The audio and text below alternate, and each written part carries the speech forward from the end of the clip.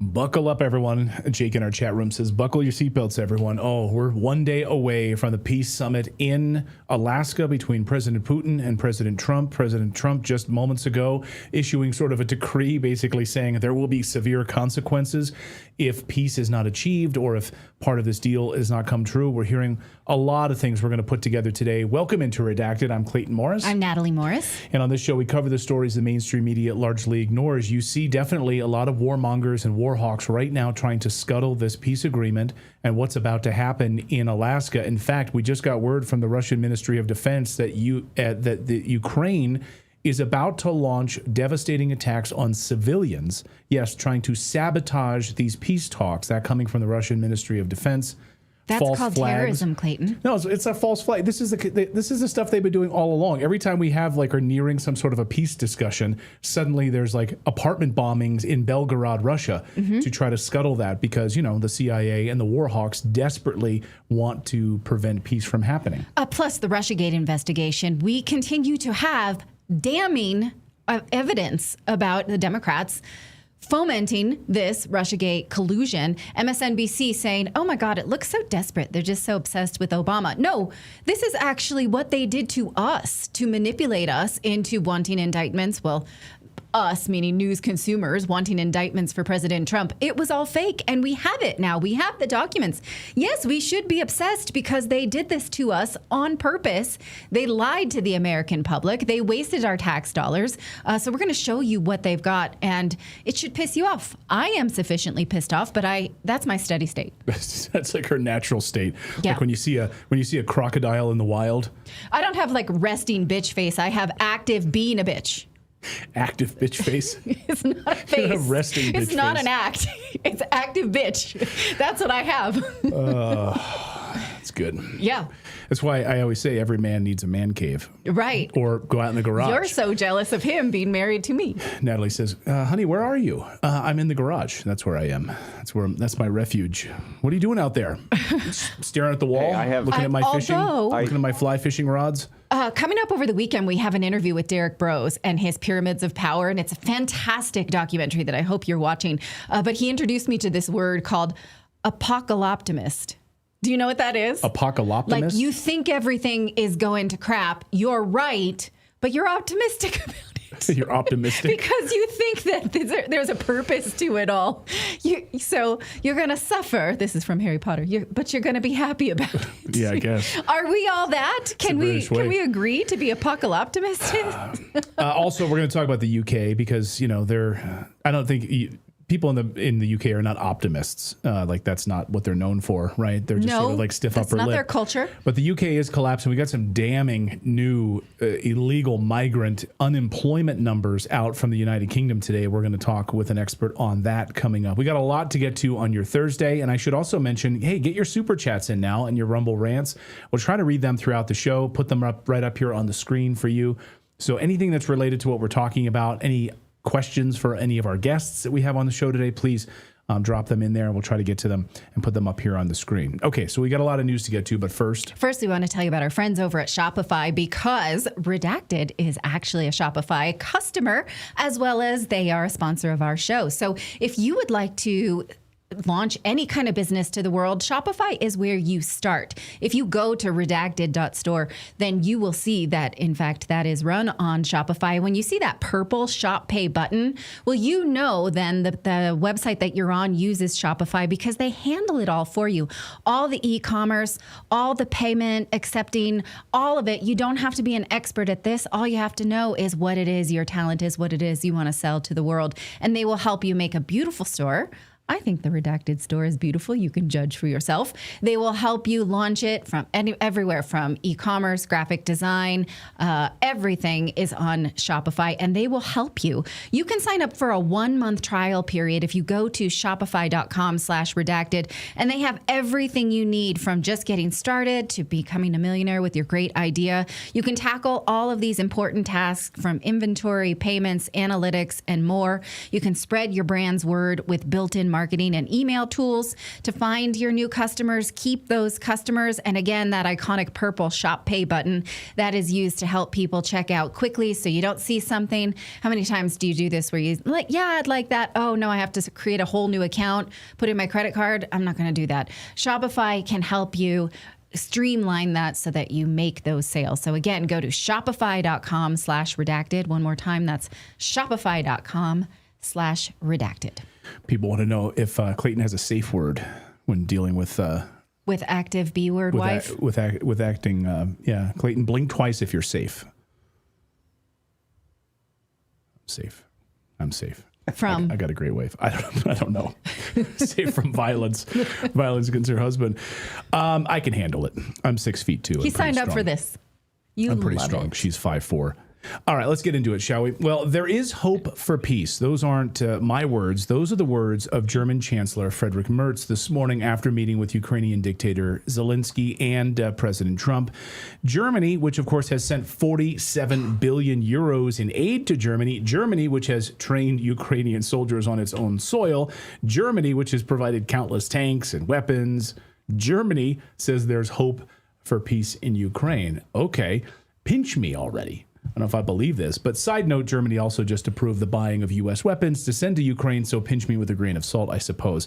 Meanwhile, on the Russian side of things, just a few hours ago, Russia warned the world that Ukraine is preparing false flag events to sabotage the peace talks with a major bombing of a hospital or other civilian areas inside of Russia or in the Kharkov region. Russia says they have intelligence showing that this is coming.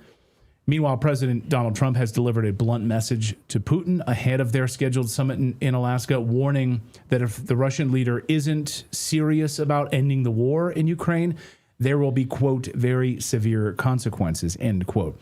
Trump told reporters on Wednesday that he expects to know within the first 2 minutes of this meeting whether Putin is negotiating in good faith or not, while he declined to spell out exactly what measures he might take. What would these severe consequences actually look like? Would they be economic, political, financial, military? We don't know. Trump made clear that Moscow would face a strong response if the talks didn't lead towards peace. And he said, I don't have to say what they will be, but there will be very severe consequences. So that's a little harsh because Trump was just asked if he thinks this meeting will be successful. And he said, the meeting sets up a second meeting, which I'm not quite sure I understand fully here, but there's a 25% chance that this will go well. Listen. This meeting sets up the second meeting. The second meeting is going to be very, very important because that's going to be a meeting where they make a deal, and I don't want to use the word divvy things up, but, to a certain extent, it's not a bad term, okay? But there will be a give and take as to boundaries, lands, et cetera, et cetera. The second meeting is going to be very, very important. This meeting sets up, it's like a chess game. This meeting sets up the second meeting. But there is a 25% chance that this meeting will not be a successful meeting, in which case I will run the country, and we have made America great again already in 6 months. And you'll hit them with consequences, right? You'll hit them with more sanctions. The Senate sanctions go front and center if he disrespects. Yeah?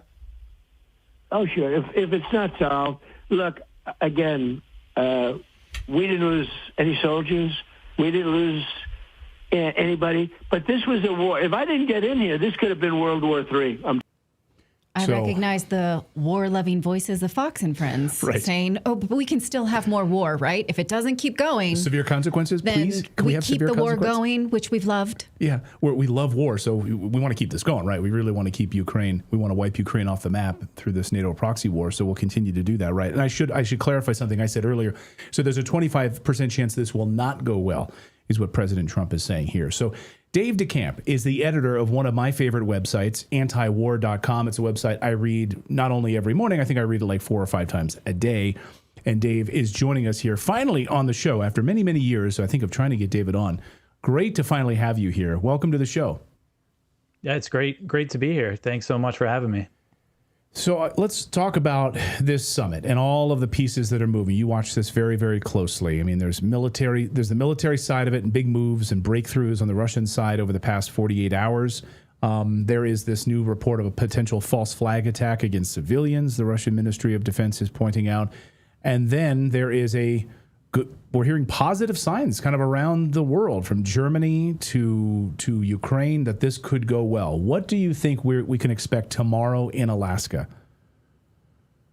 Yeah, when we're also seeing something Putin said today was actually that the president and the Trump administration has been sincerely trying to end the war in Ukraine. And I do think there is some truth to that President Trump probably does want this war to end. But the problem is that Zelensky, all the Europeans, you mentioned MERS, he's saying that there's a chance for peace. I find that really just hard to believe at this point because of these meetings and discussions that the Europeans and the Ukrainians are having, the so-called red lines that Zelensky has set, which include not giving up any territory that Ukraine still controls. They want something like $500 billion to $1 trillion from Russia to pay for reconstruction. And they want NATO-like security guarantees. I think they've accepted that they're not actually going to join NATO, but they're still asking for these, security guarantees similar to NATO's Article 5. So these demands are just non-starters for Moscow, and Russia and Putin are not in any position where they're going to compromise. So what Trump is saying, they're calling this a feel-out meeting. He's going to go in there and feel them out and get the terms from Russia and bring them back to Ukraine and Europe. And, so if Trump is happy with the terms, there's still a lot of other people that need to agree to them. So just based on those positions, it's hard to believe that there's going to be peace here. Now, another question is, how much leverage does Trump have with Ukraine? I believe he has a lot, considering he's still providing weapons and intelligence. And is he willing to use that leverage to get Zelensky to make the concessions? That's another big factor in this. And then the other question is there a potential, even if the war doesn't end, for some kind of deal, some kind of agreements between the U.S.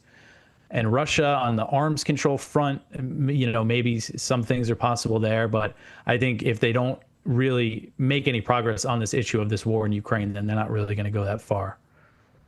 Well, now, the Telegraph is reporting that there may be some kind of resource deal, whereas the Trump administration would very much like access to the resources that are mined out of eastern Ukraine, which now is Russia.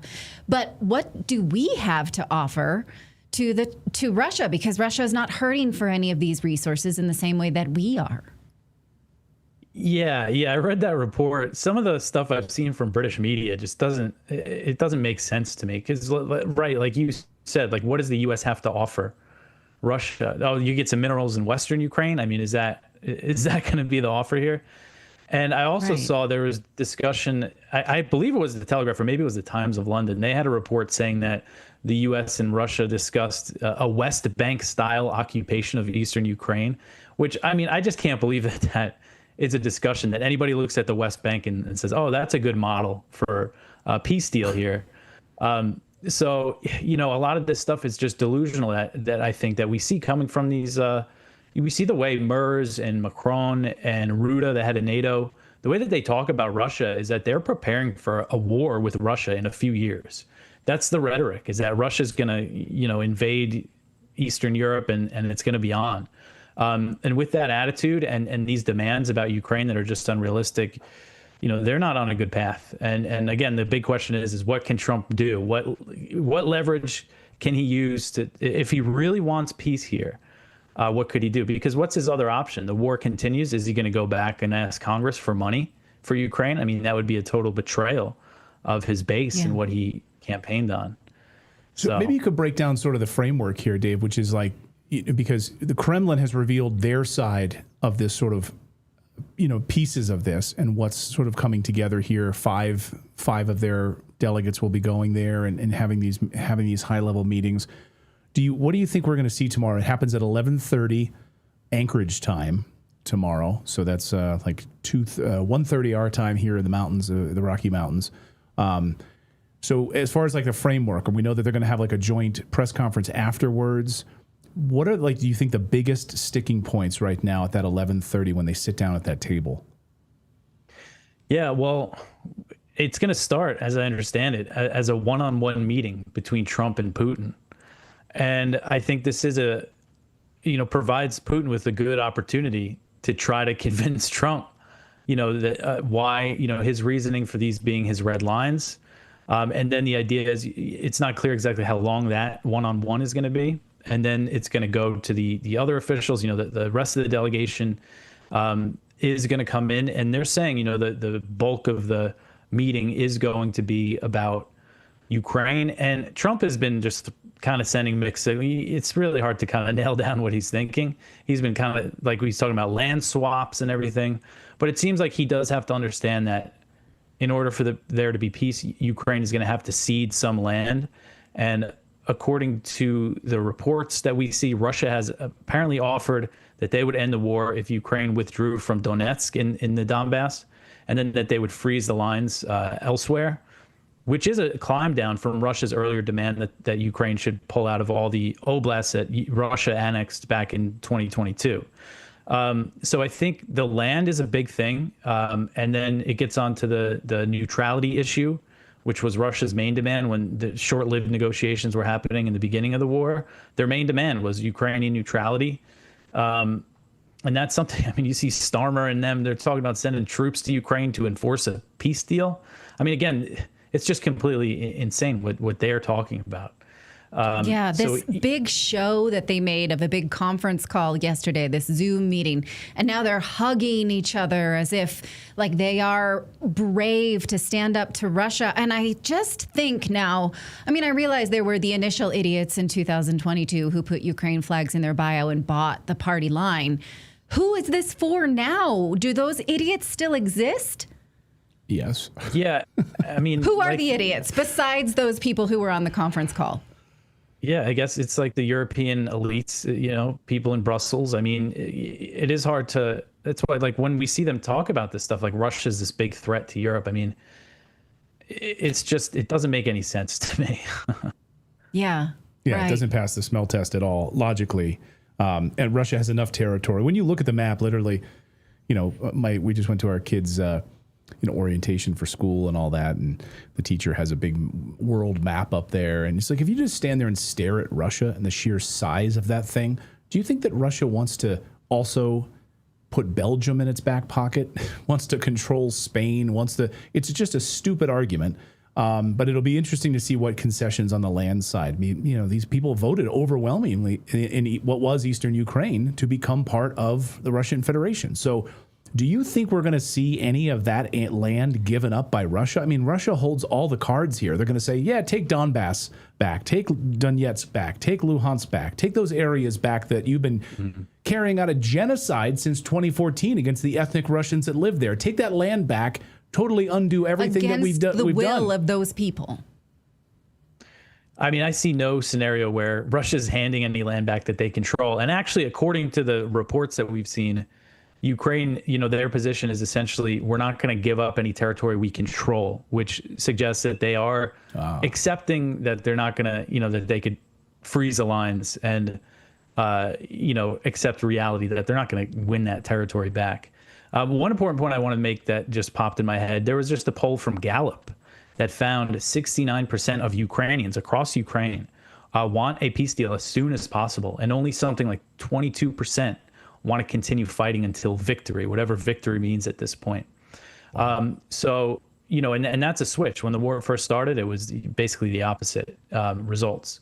So I think that's important here, and hopefully something that Trump is aware of, that the Ukrainian people want a peace deal at this point, overwhelmingly. Of course, Zelensky doesn't, because this is how he's going to hold on to power. If the right people have communicated that message to Trump, that's part of the problem here. It's like the gatekeepers, the war hawks, the neocons that seem to keep a certain information away from Trump on a regular basis. So that's the Russia side. Dave, I want to ask you about Gaza. IDF has just approved plans for the conquest of Gaza, even though Satan himself, Benjamin Netanyahu, says he doesn't want to keep it.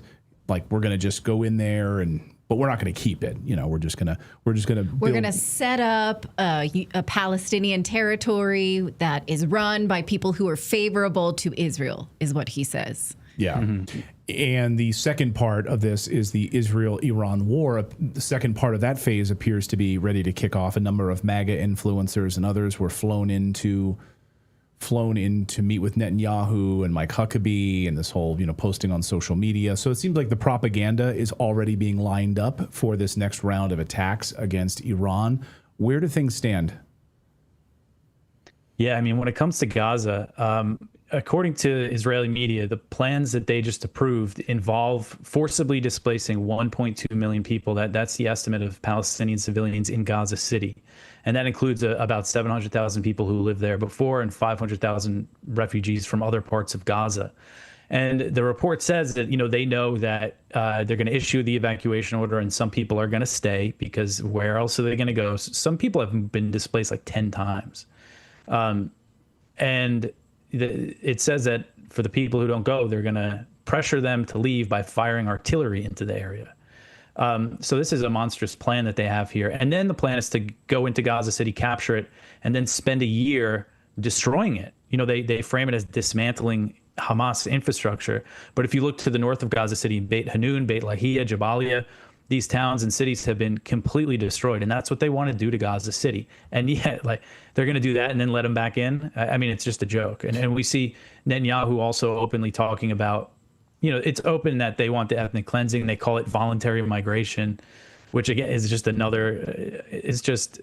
it's voluntary migration under the threat of death by starvation or bombing.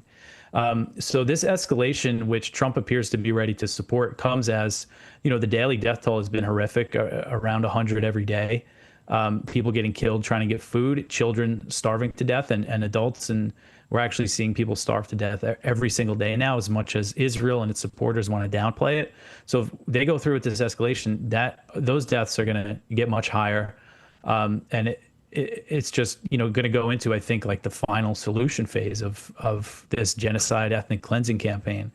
So you have that on top of the tensions with Iran. So I know, I'm sure you guys saw Netanyahu's recent interview where he said that he was very supportive of the idea of a greater Israel, which is really kind of just amazing to see him actually discuss that in an Israeli media interview. Finally admit it, because they've been denying it for so long. So the cat's out of the bag, so to speak, right? Like, no, we don't want a greater Israel. That's a lie. That's just something that, anti-Semites say on social media. And here is Netanyahu admitting it publicly. As a spiritual calling. He says it's a historic and spiritual mission. Yeah. And we've seen this from members of his government, especially Bezalel Smotrich, the finance minister. And they're kind of, he's openly talked about taking territory in Lebanon, Syria, all these places. And he's kind of framed as, the extremist in the government. But this is the prime minister himself talking about this. And this gets into the problem with Iran. Well, it's not really a problem, but from Israel's perspective, this is the problem. Iran is essentially the only country left in the region that can do significant damage and to Israel. And we saw that during the 12-day war. They tried to frame it as a victory, but Iran was able to do pretty significant damage with their ballistic missiles to Israel up until the final moments of the war. And, because they don't want anybody challenging their, territorial expansion when it comes to the West Bank, Gaza, southern Lebanon, Syria. So they just don't want any states intact that can threaten them. And so that is their real goal. Trita Parsi wrote a great analysis of this in Foreign Policy, kind of summarizing this stuff, saying, that was one goal of this 12-day war, was to make Iran similar to Syria and Lebanon, like a country that Israel can just bomb by itself with impunity. But they didn't succeed at that. So for this reason and other reasons, Netanyahu wants another war here, and he wants the U.S. to be very much involved, more so than just bombing the nuclear facilities. Because the propaganda is strong. I mean, even someone in our chat just said, yeah, but what about all of Hamas stealing all of these aid trucks, all the videos coming out of Hamas stealing aid trucks? So people fall for this propaganda, right? I mean, can you first of all address that? Like, has Hamas been stealing aid trucks on purpose? And, how do they sell this whole thing to people? I mean, the support for this has absolutely plummeted. Young people in the United States who are Trump supporters do not want this at all. So they've completely lost the narrative. Yeah, so the narrative from Israel is that Hamas, there's this large scale stealing of aid by Hamas. And we've actually seen reporting from Reuters, the New York Times, that said that there's actually no evidence of this systematic looting of aid by Hamas. But we have seen other armed groups loot aid. And the fact is, Israel maintained a total blockade on Gaza for almost 3 months and then started allowing, a very small number of aid trucks in. So right now what you see a lot is just crowds of desperate people basically raiding the trucks and grabbing what they can, and in some cases getting shot by the IDF. And some of the videos we've seen, I know there was one recently of like armed men on these aid trucks, but those were people acting as security against the looters. The fact is, Israel has destroyed Gaza, and they imposed, again, a total blockade where people couldn't get any food. The stocks ran out. So when you send aid trucks into that, you just send a few in, you're going to see looting and everything. And also, this was revealed recently, there's a gang in Gaza known as the Abu Shabab gang, named after its leader. In 2024, there was reporting that this guy, Abu Shabab, his gang, was responsible for the most looting of aid trucks in Gaza. And he actually, in the interview with the Washington Post, he admitted to taking from trucks. He claimed that they didn't take food, but he admitted to looting trucks. Well, guess who he is getting weapons from now? He's being armed by Israel, this gang. Israel. Yeah, the Washington Post surprisingly reported that. Right. They followed him around. How these armed gangs are being funded and actually supported by Israel. And protected. And given weapons.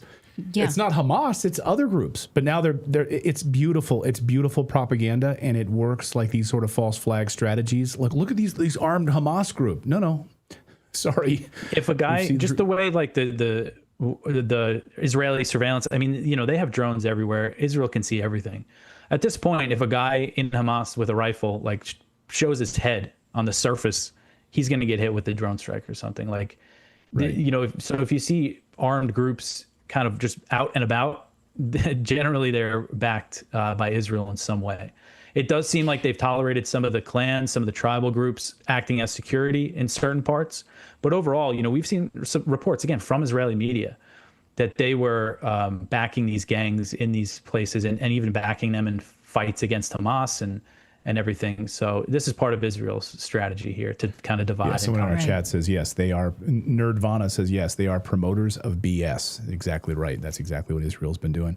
I want to ask, is there any way to revive the Iran has nukes excuse to go to war? Because it feels like the United States has kind of robbed them of that, because we are pretending that we took out all the nukes. And that was Israel's main use for escalation. How are they going to escalate with Iran now? Or is it just they don't need to because the world will not stop them?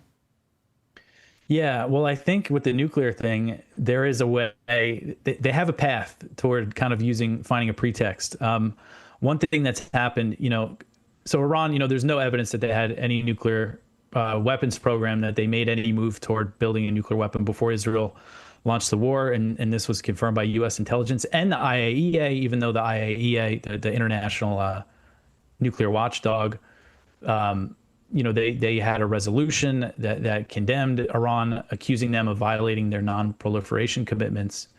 And that was mostly based on alleged nuclear activity from like 20 years ago. So there was no threat of proliferation before Israel started the war. But they passed that resolution on June 12th. Israel started the war on June 13th. So it was very clearly like they piggybacked on that IAEA resolution. So after the war, Iran has suspended cooperation with the IAEA, kicked them out because they saw them as complicit in the war. And now we have France, the UK, and Germany threatening to reimpose the so-called snapback sanctions on Iran that were part of the nuclear deal from 2015. There were UN Security Council sanctions that were lifted. And they're threatening to reimpose these sanctions if Iran doesn't enter nuclear talks with the US, basically. And Iran's position is that they want assurances they won't be attacked again before they enter talks, which I think is a pretty reasonable position. Yeah. But anyway, yeah, to get back to the potential pretext, some Iranian officials, I don't know if this is their official position, but have said if those snapback sanctions come back on, then we're going to leave the non-proliferation treaty. And, just as kind of a symbolic, they want there to be consequences to this action. So if Iran leaves that treaty, then I think that's the pretext that Israel is going to jump on. At the same time, I'm sure Iran is aware of that. But I think that is a potential path where they could start up kind of the nuclear scare again. And the irony, The of treaty course, that is Israel is not a party to. exactly. Yeah. Great. Yeah, that's the point I was going to make. Yeah, that's the Yeah. big. I mean, it's They have nukes. They torture their whistleblowers who told us that. And yet they don't have to be a part of it. That's rich. Mm-hmm. Yeah. Someone in our chat says, is this channel anti-Israel? No, we are vehemently anti-war on this channel. And therefore, the reason we had Dave DeCamp on, the editor of antiwar.com, we are vehemently anti-war on this show.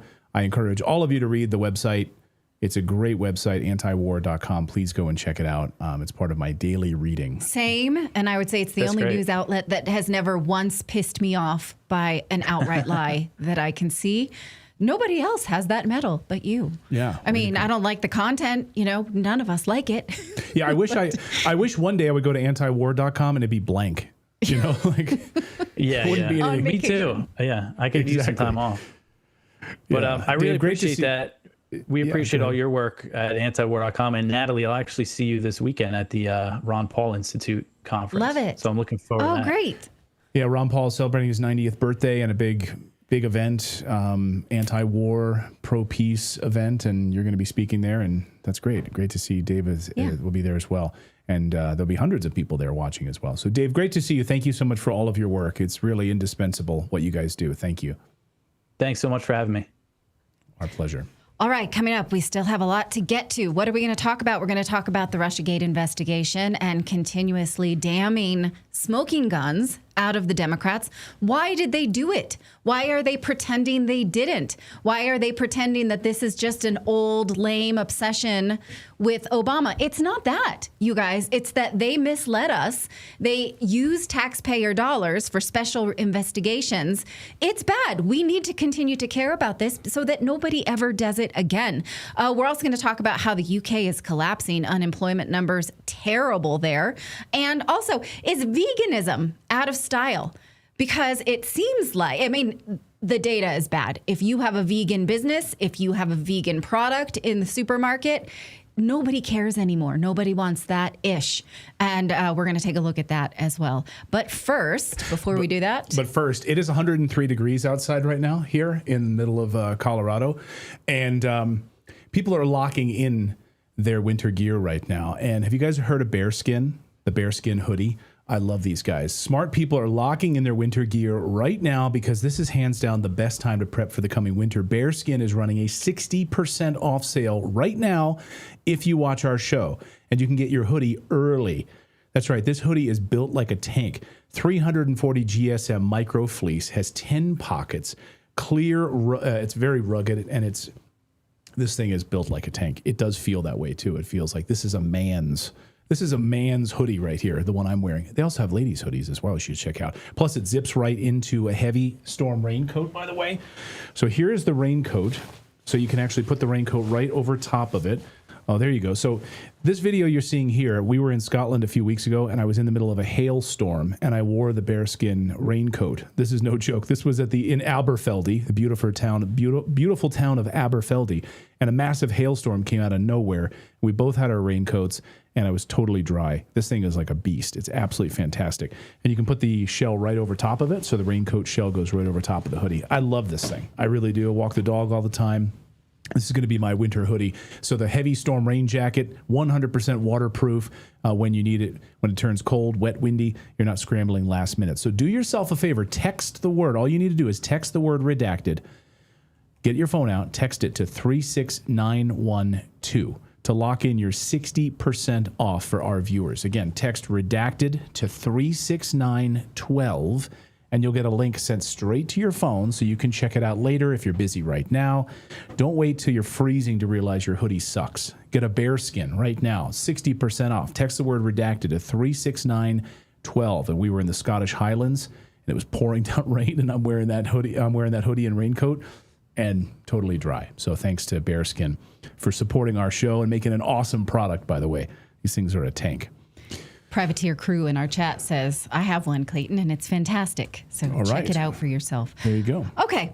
Well, this week we have damning evidence about the Russiagate collusion, and the evidence is against Adam Schiff and James Clapper. Now, I would like you to tell me in the chat, why do you think we're getting this now when we have no indictments? Why these smoking guns, but no actual Justice Department? Like, is anybody ever going to get punished from it? Why are they giving us this? We are sufficiently pissed off already, especially those of us who bought Russiagate while it was at its peak.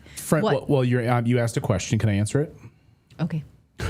I don't like the tone in which you. Well, you asked the question, and I think I have an idea. Well, friend of the show, FBI whistleblower Kyle Seraphin, made a great point yesterday. He said, when they tell you that there's an investigation, that means they want you to go along with their narrative. When they have actual indictments, I mean, that's when they should be telling you the story, not when we're investigating, right? And trust me, bro, and all of this other stuff. Yeah, it makes me feel like they're just trying to make us mad at Democrats, which I always am. Right? But like, punish somebody for this so that it never happens again, because a lot of people bought Russiagate. We thought President Trump would be indicted from it. We bought this Russian collusion. It sold us a war with Russia. I'm not having this again. So let's look at these damning bits. And then, let's figure out, what are we supposed to do with this since we can't punish anybody as citizens? Okay, first one comes from the FBI. It's about Adam Schiff, the California senator. At the time, he was a representative. You know him as a regular on cable news, screaming his head off about Russian bots on Twitter, Russian interference, Russiagate. Well, the FBI released a testimony from a Democratic staffer who worked for him, I believe, or I believe it was his own staffer, who blew the whistle on Russiagate as far back as 2017. Now, this person told the FBI in at least 3 meetings over the last, I want to say, 8 years, that the Democrats were making up Russiagate in order to get President Trump indicted, and the FBI did nothing about it. So all they've done, we don't know what leads they've followed up. We don't know what evidence they've collected. All we know is now they've told us about this investigation. So it's very unsatisfying. We don't know the identity of the source. We know that they first contacted the FBI and had their first meeting in 2017. That's from these notes. I'm going to call this source a he, but I don't know. It very well could be a woman, so don't read anything into that. Now, he told the FBI that Schiff started leaking Russiagate lies to the press when President Trump began to pull ahead of the polls. As early as 2016, when President Trump, this person says, when Trump won, Trump is not a they, he's a he, all hell broke loose in the Schiff office. He says that Schiff was pissed because he thought he was going to be named the director of the CIA when Hillary Clinton won the election. First of all, what? Adam Schiff has no intelligence experience. Why would he think that he would get this job other than sheer hubris? Most people kind of need some experience in something like that, but okay. So think about it. He wanted to run an intelligence agency, and since he didn't get to, he started lying to the American public. The contradiction here is crazy that a man who supposedly wanted to lead the nation's most sophisticated fact-gathering operation was willing to abandon facts when he didn't get his way. I mean, if you believe in the mission of intelligence, objective truth is a guide to decision making. You don't fabricate stuff because you're bitter. That's like auditioning to be a lifeguard, and then when you don't get the job, you just push people in the water. Let them drown. Well, I mean, Mike Pompeo pointed out, as head of the CIA, that they have whole classes on how to lie. Like, that's what the CIA does. They lie, so that they would cheat. Be his qualification? Yeah, so that he'd be a perfect member of the CIA. Okay. Be a liar and a cheater and a thief. If you think of them as what we know they are, but on the up and up, we should think that they are the nation's foremost fact-gathering, honest. We know they're not, right? But the fact that he thought that he qualified for that job is crazy. Now, he's not confirmed that. Hillary Clinton never confirmed that. So this is what a staffer said that he thinks. So I would like some confirmation on it, but it's outrageous to think. And also, I'm super glad that it never happened, that he never ran intelligence. Now, we know from the Twitter files that he went to Twitter, him and Nancy Pelosi, and said, show us the data that Russian bots are all over Twitter. And Twitter said, we don't have that data. That doesn't exist. We can't find it. And they threatened Twitter saying, we're going to really punish you if you don't find it. And Twitter never could. So we know that he was pushing lies. We already knew this. Now we know it even more. This staffer said he used to write out this story. Him and his staff would sort of gather these bits of, it was almost like writing a novel in a creative writing class, and then they would put it on this standalone computer, which was set up by someone in IT, and then they would all go in the back and see, like, ooh, what did you write? Can I add to this? Do I have a little bit that would add to this? Now, this is really not how a standalone computer is supposed to work. It's allowed only if it's air-gapped and accredited and in a secure facility. It seems like this was just in the back of an office, very much harkens to email server type behavior. Right? This is not how it's supposed to be done. This could be a breach of handling rules. Hopefully, the FBI, given that they have access to this document, went and found that standalone computer, asked some questions. They knew about it in 2017. Anyone go and get it? Anyone? Bueller? Right? Okay. Pam Bondi's on it. Don't worry about it. No, 2017, this was written in a document. Did the FBI go get it? They should have gone to get it, I think. Okay. They were busy going through Melania's underwear drawer. Right. The document also accuses someone, the name is redacted, of wanting to leak this information to a foreign government. It doesn't confirm whether that was done or not, but this was on Schiff's staff saying these are the plans. What is a foreign government? I will say, silver lining here is that these documents are replete with people who pushed back. There was this person talking to the FBI. There were several other people in the staff saying, this doesn't seem right. I don't think we can do this. Maybe we shouldn't do this. And Schiff and senior staff members said, we're doing it. It's fine. That is very much the story of all of these smoking guns we get. Now, Schiff himself says this isn't true. When President Trump tweeted about this, he says, no, the Bill Barr Justice Department already rejected this. That's not really true. The DOJ investigation never actually looked at Schiff himself. The intelligence leaks were a part of the investigation, and they did sweep up data related to Schiff, but he was not the subject of a probe or an indictment, so that's not really the whole truth. And I guess he's indicating here that the whistleblower is lying, which could be true, but again, the FBI then needed to have followed up on the people he mentioned and that computer, and we don't know if they did or not. So again, they're kind of riling us up. This is me sufficiently riled up, and we don't know where that led to. So Kash Patel is saying, we're declassifying these documents. Look, and then the rest of us are like, but did you follow that trail? What can you now? What the F? Right? That's how we should be feeling. Same with this information just released by Tulsi Gabbard, Director of National Intelligence. She revealed that James Clapper, when he held her job under Obama, told the intelligence community to fall in line and promote Russiagate, even when the intelligence community themselves had doubts. Now, I posted this. You should read it for yourself in the newsletter because this is not a great screen.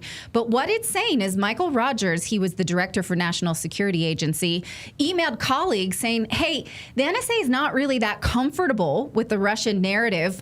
We don't have the bits of evidence yet. We haven't gone through them. We don't have the time to verify them. We have no, quote, underlying intelligence to support it.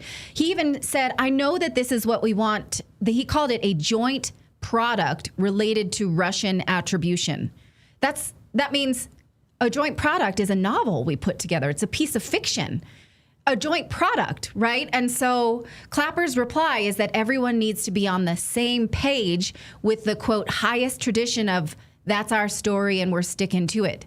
That is not what true intelligence should ever say. Intelligence means facts, not that's our story and we're going to stick to it, even if the facts don't support that. This is, I guess, not really news to anyone who studied Crossfire Hurricane, but it's awful. And it raises questions about people in intelligence that were super not down with this. What happened to them? Clapper would later try to get Rogers fired from the Obama administration. So this email tells us that when he was saying, I'm not comfortable with this, he probably never really got comfortable with it because they tried to have him removed. Who were the other people who were speaking out and saying, this is not right? We don't have the facts. We can't do this. Who watched this play out in the nation's media, headline on MSNBC, got a special investigation with taxpayer dollars, wasted millions. What about those stories? What are those people? What did they do? Right?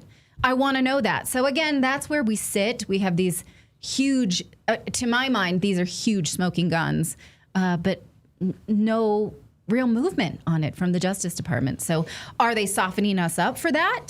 Or are we just going to continue to be stimulated and nothing ever happens? That's what a friend of the show, Tucker Carlson, asked Senator Eric Schmidt yesterday on his show, which is, we keep hearing these platitudes. We're going after these people. We're going to get these people. But we haven't seen anybody arrested. No prosecutions. Nothing at this point. Yeah. So we just keep talking about it, and we keep getting MAGA, keeps getting riled up and really excited about it, and then nothing happens. Right. So at least these were the pieces that the mainstream media should have found over the course of the last 8 years and refused to. So at least they are out there now. Now, what MSNBC is doing is having people who were complicit on their air and saying, this just looks like they're obsessed with Obama. How pathetic. Nicole Wallace has her own husband who was involved in this on the air. It's really crazy, but we should have had this for so long. It shouldn't have been just conspiracy theorists who were writing books about it. Journalism really failed us here, but we're here now.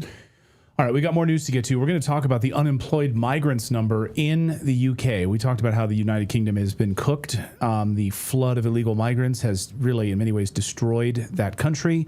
The laws, yesterday we were talking about the anti-catcalling laws. Like, what has happened to this country? The new unemployment migrant numbers has hit a record high. We're going to go over those numbers straight out of the UK in just a moment. But first, we want to tell you about our friends over at Genucel, because summer is here, and so are those visible dark marks, sunspots, other blemishes that the sun can leave behind, but not if you use the dark spot corrector from our friends at Genucel. It visibly fades away dark marks, sunspots, scars, and other signs of discoloration all over your skin. It's formulated with the patented Lumiskin, which is a revolutionary new ingredient, and Genucel's legendary base, shown to visibly reduce age spots, sunspots, and even undertone for a brighter, more youthful look. You'll be amazed at how it works, or your money back. So right now, get your dark spot corrector with every Genucel complete skincare package for over 70% off. Plus, if you enter our promo code Redacted at checkout for an extra discount, you'll get world-class skincare that works, guaranteed, or your money back. So order yours right now at Genucel.com/redacted. Again, you'll get the moisturizer for hydrating moisturize effect on your delicate skin during the harsh summer months, plus other bonus gifts and free shipping. Genucel.com/redacted. One more time, that's Genucel.com/redacted. Also coming up, we're going to talk about veganism. People in the chat are saying, why are you hitting at vegans? We're not, but we're going to look at the data and the market demand that is not there. Do not take it personally. If you would like to discuss veganism, come with substantive comments, and we're here for that. Yeah, all about the data and science on that. So anyway, all right. Let's talk about the United Kingdom. Well, the promises of economic prosperity. Remember, they told all of us that, hey, when your country is flooded with illegal immigrants, things are going to go really well. You're going to see a boom in your economy, economic prosperity. Well, it turns out that didn't happen. Shocking. And we have new numbers out of unemployed migrants living in Britain. The new numbers out this week from government data hit a record high. These people are there. They're unemployed, and they are literally taking welfare money from the government. 1.3 million migrants claiming welfare cash in the United Kingdom. This is from the Office of National Statistics, and 1 in 5 unemployed people in Britain are illegal migrants. Joining us now is David Vance. He's an independent journalist and a voice from the UK. Great to see you, David. Welcome to the show. Maybe you can help us understand these numbers a little bit, but this sounds absolutely devastating for the UK. Well, yeah, and thanks for having me. The first thing to be said is, of course, it's devastating. I mean, essentially, the UK has been invaded, and it's financing the people who are carrying out the invasion. Now, that's not really a very good tactic for any country to have, but yet here we have it, and so we're financing the destruction of our own country in ways which are, as you pointed out, from an economic point of view, are nihilistic, at best. But it's worse than all of that, because fundamentally, these migrants, they're not coming here to work. I mean, there's the first issue. They're not really. They are unemployed. They do because they don't want to work. They're here to sponge off our welfare system, and that's been very generously accommodated. I mean, these people come here. Here's the facts of the matter. They come across from France, which is where they should all be returned to, by the way, and they are escorted to hotels. They're put up, free food, free heat. They get money in their hand. It's a great life compared to the sort of third world hellholes that many of them hail from. So they keep coming, and our government seems to have no desire to want to stop them. So you can see where the problem is, and it's a major problem that the UK faces. Our country is being taken from us under our noses with the compliance of the government and, of course, the UK deep state. Now, the propaganda, though, says that it's hateful to admit this, but I think most working class people understand this. Why do you think the media continues to tell people that it's not happening and that it's hateful and exclusive to say these kind of things while taking from the backs of working class people? Because the media is part of the problem. That's why. The mainstream media in the UK is a cancer that essentially is in league with and in collusion with the political establishment to, as you rightly observe, quell working class voices. These illegal migrants, they infest working class areas. It's the working class people who suffer the most from them.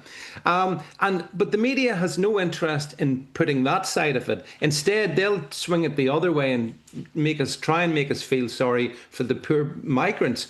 Do remember, every migrant who crosses the English Channel, and there's tens and tens of thousands of them, they're all lawbreakers because they break our asylum laws by coming in that way. So they're all criminals. So they should all be deported. But we've got a gutless, spineless media. And if it wasn't for the independent media, in the digital space, people would have no idea what's going on. But they have now. And the good news is, I mean, it's not all doom and gloom. I think people, especially in working class areas, have woken up to the hard reality that we've imported those from the third world who have no respect for women, for kids, for our laws, for our culture, for our traditions, nothing. And the politicians are happy with that, but these people aren't. And, trouble lies ahead. David, Natalie and I were in Scotland a few weeks ago, and we talked to so many individuals who told us the same thing, which is that they've been pushed out of the cities. They've gone to the country to try to have a better life because it's just been overrun. Edinburgh is just unrecognizable. I mean, London is unrecognizable. Oh, but I introduced my daughters to what a prostitute is by going to Glasgow. They're like, why are those ladies there with their butts out trying to get people to drink vodka? My 8-year-old had to see that Shocking. For the first time. Yeah, and that's Scotland. I mean, the problem is manifest across really the UK. But the problem is, I mean, you mentioned Glasgow there, for example. I mean, Glasgow has a hard left political administration running Glasgow. So they will support the prostitutes that you mentioned about. They'll say, well, they're adding diversity, much needed diversity to Glasgow. I would suggest they're doing no such thing. But the other problem is, people have moved out from the cities. This is the fundamental issue. London's a great example. London is now it is now a minority white city, right? And other UK cities are going that way. And with all the migrants coming in, you have this phenomenon, which you may be familiar with, white flight, as the indigenous people move out. But then what happens is the migrants then start to expand. So actually, you can run, but you can't hide. And the point is coming whereby people, and I think it started actually, are saying enough. I mean, just a little example to give you. In London's financial district is called Canary Wharf. And that's where the major financial sort of heart of the UK is. There's a hotel in Canary Wharf which is currently being used to occupy these illegal migrants. They're putting them up, and it's like putting them up in Wall Street. You know, they've got them in Canary Wharf, and local people are not happy. And they're not letting up with this one. They're not going away. So there's a protest going on there pretty much nightly between local people who are saying, we don't want these people in our community, and the government who is doing it. And something has to give. This cannot continue indefinitely. It honestly can't. Something's going to happen. You know? No, I think revolution is in the air. I mean, you're seeing Portugal lock down their borders. They know what's happening. They're seeing what's happening in Spain right now, the violence that's happening in Spain. But I just wanted to ask you, my previous question, as I was getting to, is we spoke to so many people who are telling us that they're coming over from France, to your point. Yeah. And because France doesn't have as good of a welfare state as the UK, so they're going to France, they're coming up, migrating to France, and they're coming across the English Channel and into Scotland, into Ireland, into Britain, and they're getting all of these social services and everything. I mean, how the hell are they getting across the English Channel? Who's funding that? Who's bringing them across? Well, there are people smugglers who operate from countries like Germany, for example, and they get them to the French coast, the northern French coastline, and they ship them across. And what happens is they ship them about halfway across the English Channel. They're then met by the coast guards, and they are then escorted onto English soil. So actually, it's our own resources which are bringing these people onto English soil. So we're doing it to ourselves. That's the truth of the matter. You know, taxpayers are funding it. I know. I mean, it's almost unbelievable. But then the government turned around. We had a new government elected last summer. They turned around and they said, right, we're going to smash the gangs, these people smugglers, bringing them across.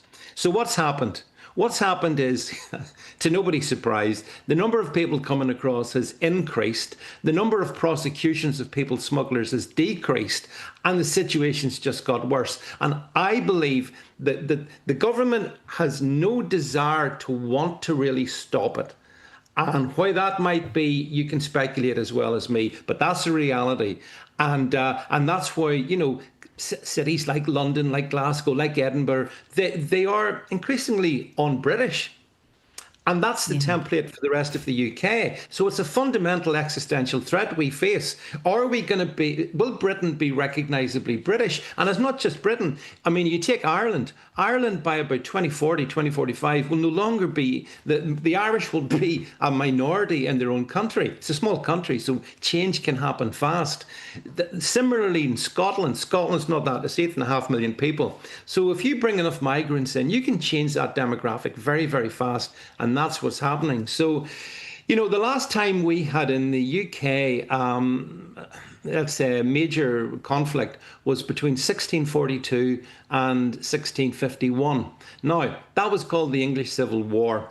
And that caused a lot of change. And I don't want to see conflict. But all I would say to you guys is, if the government deliberately goes against the people and the wishes of the people and continues this tsunami of illegal migration with people who have nothing in common with us and have some very dubious practices, then honestly, you're setting in store something that is very unpredictable. So, I mean, I would urge the government to turn around and change, but it won't until something happens. Right. And they continue to take from working class people and then expect them to say nothing. I don't know how that's sustainable. David Vance, thank you so much for joining us on Redacted. Really was a pleasure. Thank you. My pleasure. 10 p.m. there in the UK. Thank you so much, David. Thanks a lot. All right. Coming up, we're going to talk about veganism and why this might be a dying thing, at least as it goes to restaurants. Well, I'm going to say veganism has peaked. I'm not going to dump on vegans. I'm not going to tell you why you should or should not be a vegan. I'm going to tell you that I think that we have hit critical mass for veganism, and it will not be pushed on us again. That is what market data shows. But this story does have a lot of meat on the bone. Oh, there you go. It does. Make no bones about it. We're going to talk about that coming up. All right, but first, Natalie and I started investing in gold and silver a few years ago, and it's been one of the smartest things that we've done. I think we started investing in gold when it was about $1,800 an ounce. Now it's about $3,300 an ounce. JP Morgan out with their numbers that it could hit $4,500 an ounce. New numbers saying by 2029, gold is going to hit $6,000 an ounce. Why is this happening? Well, when government currencies are collapsing, the safe haven has always been actual tangible items like gold and silver and real estate, quite honestly, actual tangible precious minerals. And we are big believers of it. And we're going to see a rate cut. It's already baked into the Fed's numbers in September. So we're likely to see an interest rate cut at the Fed meeting in September. Seems like it's already going to happen, probably 0.25%. We don't know exactly yet. But that will further devalue the U.S. dollar once again. So the U.S. dollar, now $37 trillion in debt, just hit this week. $37 trillion in debt is the U.S. economy, U.S. government. The U.S. dollar is continuing to decline. Every government currency in world history has collapsed, all of them. So you'd have to be an idiot to think that the U.S. dollar is not one of them that will have a major reset. That's why we're big advocates of protecting your family. However you do it, I don't care. Just do it. Protect your family on your own. I don't care how you do it. I'm going to tell you how we do it, though. We use our friends at Lear Capital. That's how we invest in precious metals. We actually have it shipped right to our house. We also have it stored off-site in a storage facility under 24-hour security with a guard. So you can do it however you want. You can have it shipped right to your house, gold coins, silver coins. You can keep it in your gun safe if you want to, or store it off in a secure facility. And they can walk you through how that all works. Just get on the phone with them and give them a call. Tell them that we sent you. And just have a conversation. Maybe you've got $1,000 in your checking account that's in U.S. dollars. Think about converting it to precious metals right now to protect your family. 1-800-613-3557. Just get on the phone and have a conversation with them. They also have a free 4,500 gold and silver guide right now, $4,500 gold guide that you can ask for free. They'll walk you through the process. Or just go to our website, learredacted.com, and just set up a time to talk with them. They're a fantastic company. We'll have links in the description box of this video as well if you want to check on it later. But I highly recommend just getting on the phone with them and having a free call to get your free investor's kit and just start the process of understanding it and what goes into investing in precious metals. Again, learredacted.com. Well, is veganism going out of style? Has it hit its peak? Well, the data says that's true. Here's one anecdote. A fancy restaurant in New York says they had to ditch the vegan theme because it was exclusive, it was too expensive, and people didn't come. So they were losing money for that fancy title of being a vegan restaurant. Well, some people came, but not enough. They didn't get any group reservations, which meant many restaurants depend on group reservations, but no corporate event was like, we can't do this for everybody. We may have a few vegans, but the rest of them don't want to go. They couldn't afford to hire chefs with the high level of skill and creativity that is needed to make people feel full on creative ways to serve mushrooms. And women who eat there say their husbands won't come. So even though the restaurant did have high ratings, which may or may not have been artificial on Google reviews, most people still feel like they are using vegetables to stimulate or simulate meat. And that can be kind of a bummer if you are being honest with yourself. Now, I am someone who has tried to convince myself that gluten-free or meat-free things like, oh, that's the same. And then later I was like, no, I actually didn't think that. I was putting it on for my family, trying to sell that. Don't come for me and tell me that your tofu meatballs taste like turkey. I do not believe you. Restaurants make a lot of money also on their, group meals, group dining, and vegan meals are exclusive. They only cater to one type of diet. So here the owner is saying we didn't get group bookings, and we need that in the middle of the week. You might get some, people going out on the weekends, but during the week they need group events, and they just were not getting that. He said he realized that being vegan is excluding a lot of people because so few people are vegans, which is true. I've told this story before, but I'll tell it again. I was in an event planning chat for moms at my kids' school, and the mom said, hey, do the vegans in this chat mind if the vegan patties are cooked on the same grill as the meat patties? And I responded, as a meat eater, I very much mind because I don't want seed oils on the meat. I didn't really mean it. I was trying to prove I'm not that picky, especially at a school picnic. I wasn't trying to be a diva. What I wanted to point out is that vegans shouldn't decide for everybody.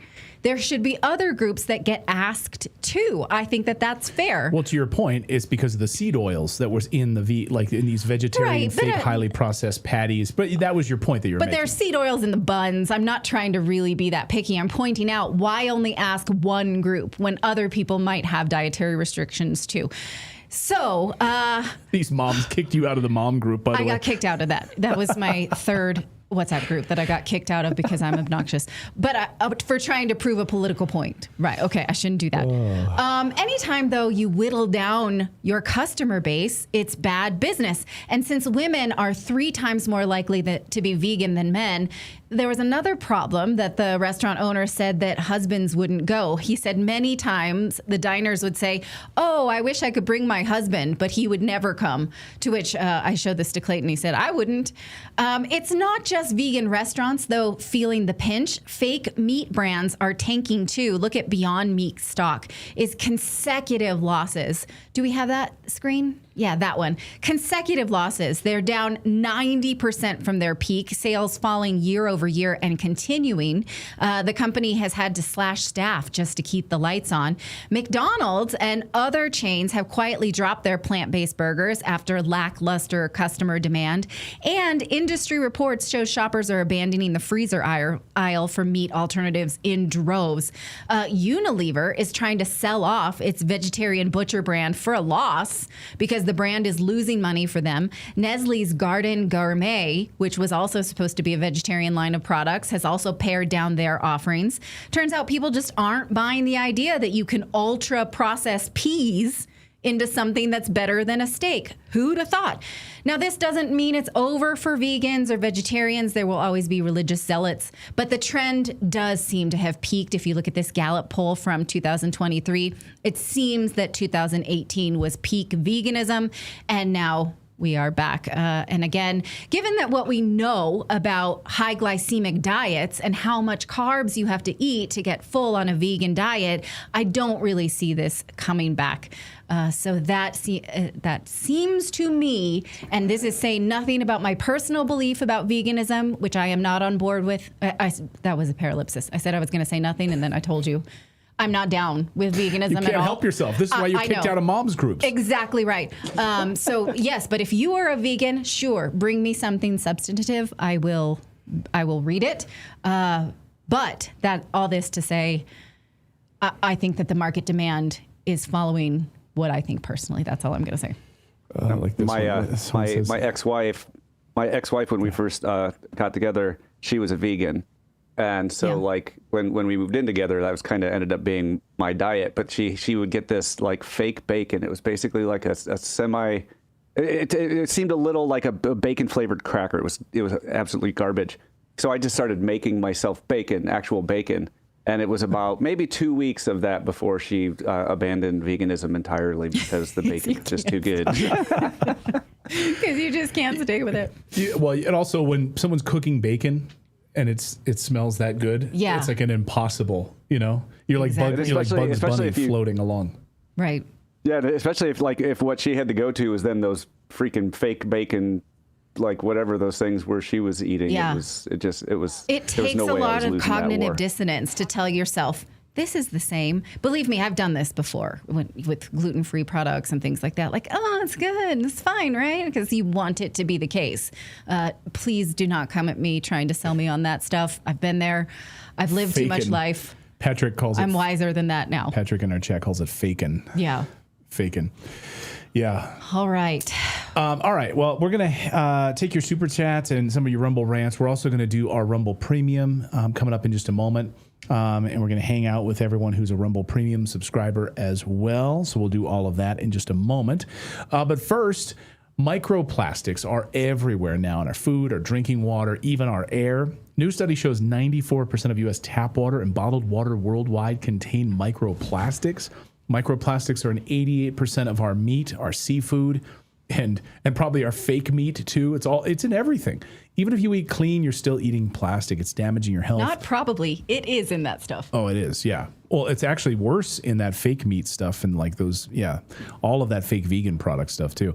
Anyway, these particles pass through the gut barrier. They enter your bloodstream. They trigger a wave of oxidative stress, which scientists now link to inflammation, mutations, even Alzheimer's and cancer. BPA in plastics is known to disrupt hormones, damage DNA. That's why Kimchi One from Bright Core Nutrition is one of the most powerful natural detoxifiers on the planet. It starts in the gut. It contains a unique probiotic strain proven to degrade BPA, plus over 900 other strains that help flush out toxins, restore gut health, support your immune system. I take it every day. It's in my supplement box. I take 3 pills every day. I love it. Again, I'm a huge fan of this. And I'm a big believer in it. My mom takes it. My mother-in-law takes it. Natalie takes it. It's a part of our everyday prescription because, again, it's kimchi. It's all natural. And so if you don't like the taste of kimchi, but you want the benefits of helping and helping your gut bacteria, this is the proper place to start. Go to mybrightcore.com/redacted, and you can get these kimchi pills delivered right to your front door. Or their best deal, by the way. So you'll get 25% off with the code redacted if you just use the website, mybrightcore.com/redacted. But if you call them, you'll get 50% off and free shipping. And just call their 888 number, 888-404-6312, up to 50% off and free shipping. Detox your body, rebuild your gut, take your health into your own hands starting today. Really great stuff. And I have to admit, mental clarity wise, started, I think maybe 3 months ago, and it's helped absolutely tremendously. So hand to the heavens. It's been great. Sauerkraut. Someone says in their chat room, sauerkraut.